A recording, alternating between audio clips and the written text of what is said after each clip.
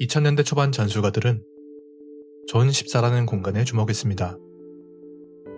축구장을 종적으로 6개, 횡적으로 3개의 공간으로 나눴을 때 상대의 박스 바로 바깥 중앙 공간을 의미하는 존 14는 일반적으로 두 줄 수비를 취하는 상대의 수비 라인과 미드필더 라인 사이, 미식 축구에서는 흔히 홀이라고 부르는 선수 사이 공간과 맞물려 있었습니다.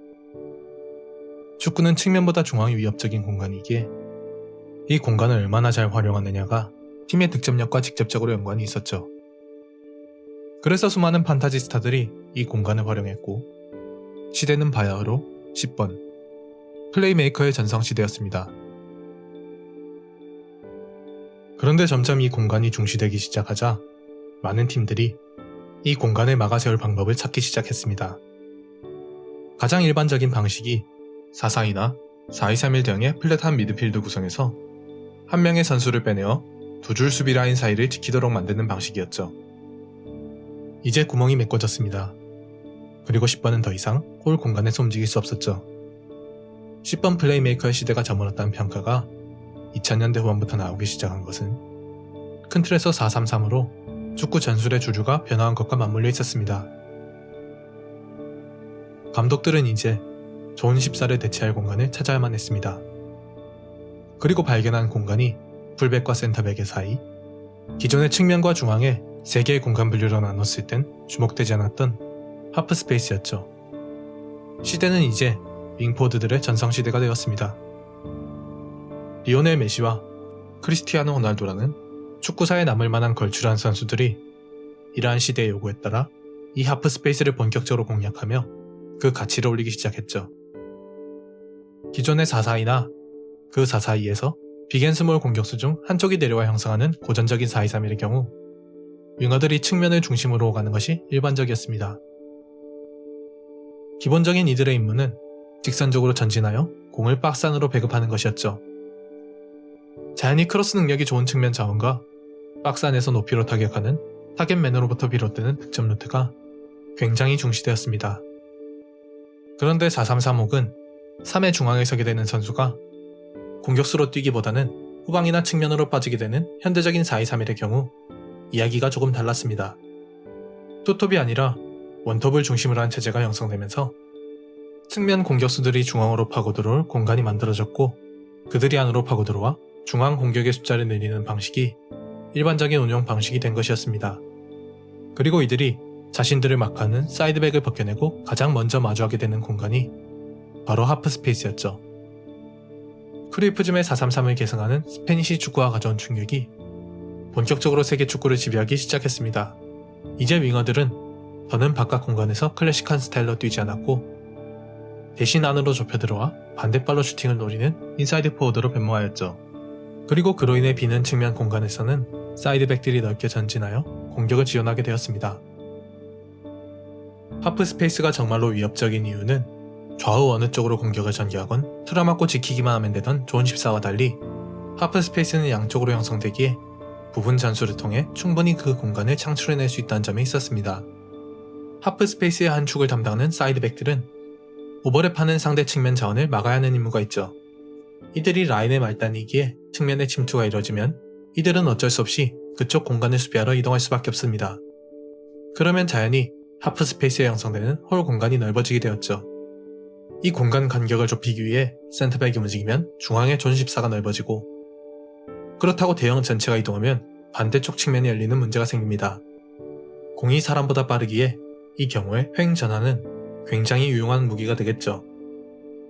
더군다나 2000년대 초반에 판타지 스타를 활용하기 위한 노펠 잭스와 달리 전형적인 10번의 자리를 없애고 대신 2명의 8번 박스 투 박스를 본격적으로 활용하기 시작한 원볼란트 체제에서 수비형 미드필더가 어느 한쪽에 하프 스페이스를 막아세우는 것은 가능했지만 양쪽 모두를 막는 것은 불가능했다는 점 역시 그 유효성에 박차를 가했습니다.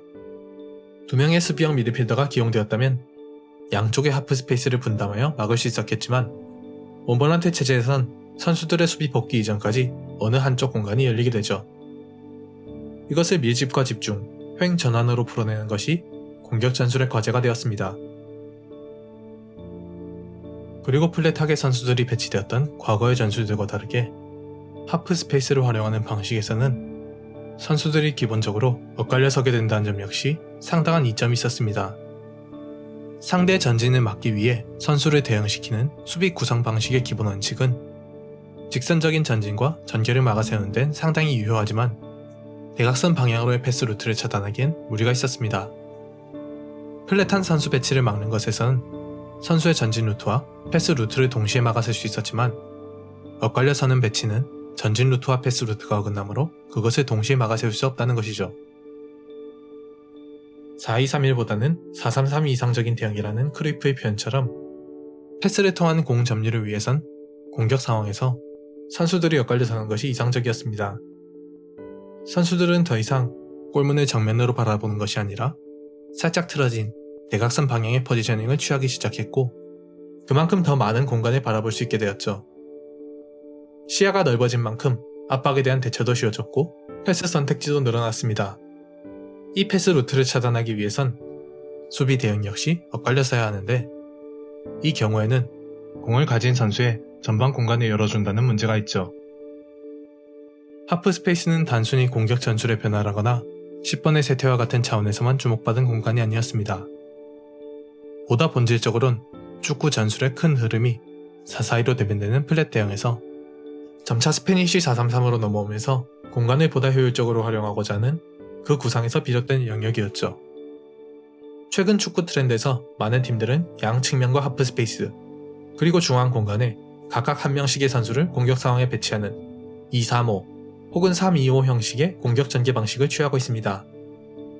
그 형성 방식에서 풀백이 전진하냐, 중앙 미드필더가 전진하냐 같은 소소한 방식의 차이가 있을 뿐 최종 형태가 이 형태라는 점에선 일맥상통하죠. 중앙 채널은 골대가 어느 한쪽으로 이동하지 않는 한 축구에서 영원히 가장 중요한 공간이겠죠. 하지만 전술의 발전에 따라 그 공간을 공략하는 것은 너무나도 어려워졌기에 감독들은 이제 지배적인 축구의 연장선에서 다룰 수 있는 하프 스페이스에 주목하고 있습니다. 그리고 그만큼 하프 스페이스를 어떻게 활용할 것인가, 그것이 현대 축구에서 중요한 화두가 되고 있죠.